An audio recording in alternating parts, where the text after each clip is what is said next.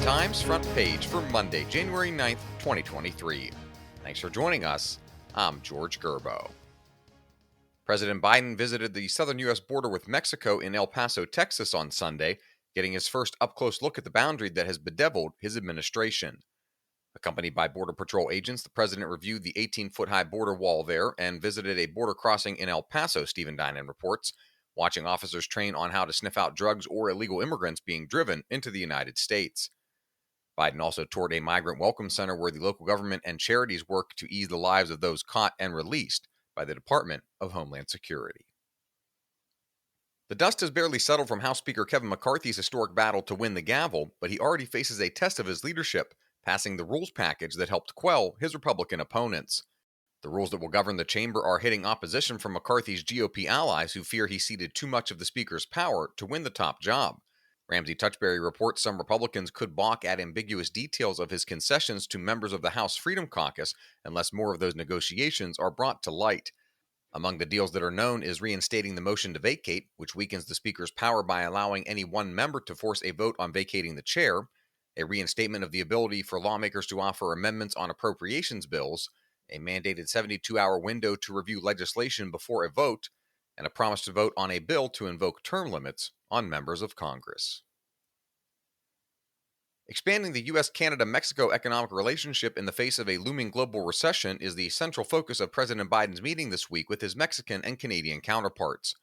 Administration officials say they're keen to strengthen the bonds among the North American nations, Guy Taylor reports, even as other factors weigh on the summit Monday and Tuesday in Mexico City.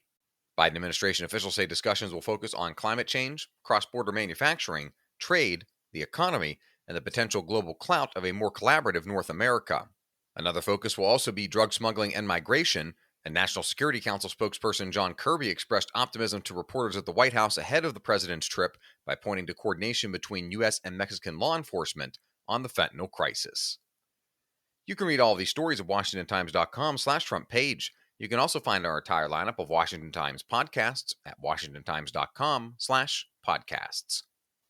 Biden administration officials advertise clean energy tax credits and rebates that kick in this year as major savings for Americans, but it will cost a lot of money for people to qualify. Ramsey Touchberry reports the Inflation Reduction Act passed into law last year sets aside $370 billion over the next decade to help Americans go green in an effort to fight climate change. But energy cost reductions primarily will benefit those with the means to make expensive home improvements or buy electric vehicles. Green energy advocates argue that the credits benefit renters indirectly because of incentives for energy efficiency upgrades in apartments and commercial buildings. And finally, a national trend of outdoor preschools has accelerated since the start of the COVID-19 pandemic. Sean Saleh reports interest in outdoor schooling is growing. Proponents tout dozens of academic studies over the past 2 decades showing the physical, mental, and social benefits of outdoor learning in contrast with digital education models. Multiple reports found that test scores of older students dropped dramatically as they switched to virtual and hybrid learning during the heart of the pandemic. From 2017 to 2020, the number of nature preschools more than doubled, from 275 to 585 among thousands nationwide, according to the latest data from the Natural Start Alliance advocacy group. Find all of today's front page stories at WashingtonTimes.com/front page or on the Washington Times app, and find us wherever you get your podcasts. Just search Washington Times in any major podcast app. You can also find us on Twitter and Instagram at Wash Times for breaking news, sports, commentary, and more. For the Washington Times, I'm George Gerbo.